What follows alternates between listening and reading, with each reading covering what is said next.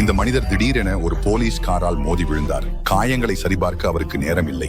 உன் முகத்தை தரையில் போடு இப்போதே.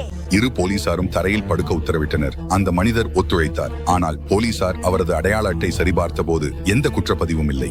பின்னர் போலீசார் அனுமதி இல்லாமல் அவரது பையை தேடி அதில் 40,000 இருந்தது என்று கண்டுபிடித்தனர். டெர்ரி இந்த பணம் தனது சகோதரனை ஜாமீனில் விடுவிக்கவே என்றார். ஆனால் போலீசார் முழு பணத்தையும் பறிமுதல் செய்தனர். டெர்ரி மகிழ்ச்சி இல்லாத போதும் சகோதரனை ஜாமீனில் விடுவிக்க வேண்டியிருந்ததால் ஒப்புக்கொண்டார். ஆனால் அவரிடம் பணம் இல்லாததால் நீதிமன்றம் ஜாமீனை நிராகரித்தது. எனவே அவர் போலீஸ் நிலையத்திற்கு சென்றார்.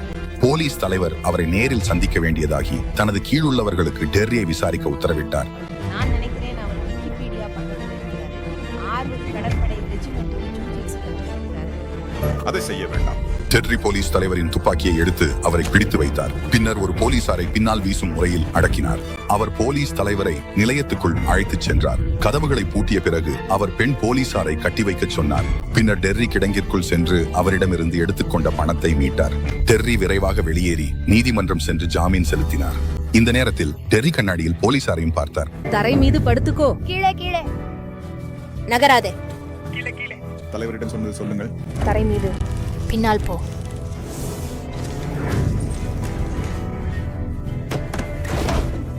இந்த முறையில் போலீஸ் தலைவர் டெர்ரிக்கு சிரமம் ஏற்படுத்தவில்லை. அவர் டெர்ரிக்கு சிறிது பணமும் கொடுத்து அவர் நகரத்தை விட்டு வெளியேற வேண்டும் என்று நம்பினார்.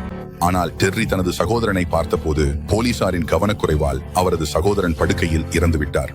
அதனால் டெர்ரி உடனே நகரத்துக்கு திரும்பி ஓட்டிச் சென்றார். விரைவில் ஒரு போலீசாரால் தடுக்கப்பட்டார். போலீசார் நேரடியாக டெர்ரி மீது துப்பாக்கி சுட்டார். ஆனால் டெர்ரி அவருடைய டேசரை பறித்து அவரை அடக்கினார்.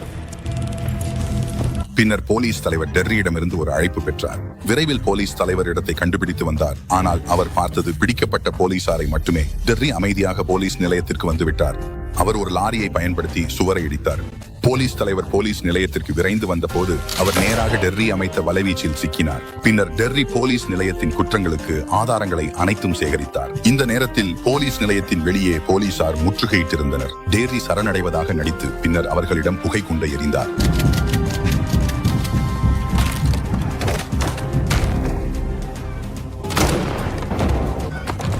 இறுதியில் இந்த ஊழல் போலீசாருக்கு எங்கும் தப்பிக்க இடமில்லை. அவர்களை எதிர்பார்த்தது சட்டத்தின் தண்டனையே.